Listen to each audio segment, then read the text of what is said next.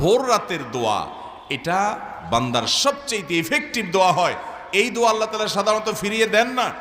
এবং নবী করিম সাল্লাল্লাহু আলাইহি সাল্লামের সেই বিখ্যাত হাদিস আপনারা সবাই কম বেশি শুনেছেন, রাতের শেষ প্রহরে আল্লাহ রাব্বুল আলামিন দুনিয়ার আসমানে এসে বান্দাকে ডেকে ডেকে বলেন, কোনো বর্ণনা আসছে যে আহ্বায়ক কোনো এক ঘোষক ঘোষণা দেয়, কোনো বর্ণনা আসছে আল্লাহ তাআলা স্বয়ং ডাকেন এবং বান্দাকে বলা হয়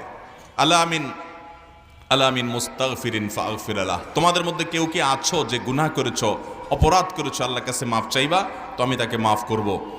আলামিন মুবতালান ফাওয়াফি আলাহ, তোমাদের কেউ কি অসুস্থ আছো যাকে আমি সুস্থতা দান করব, অর্থাৎ আমার কাছে এটা চাইবা।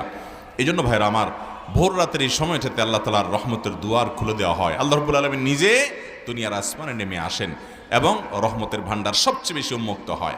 ডক্টর খন্দকার আব্দুল্লাহ জাহাঙ্গীর রহমাল্লাহর একটি ঘটনা, তিনি কোনো একটা পাবলিক প্রোগ্রামে বলেছিলেন,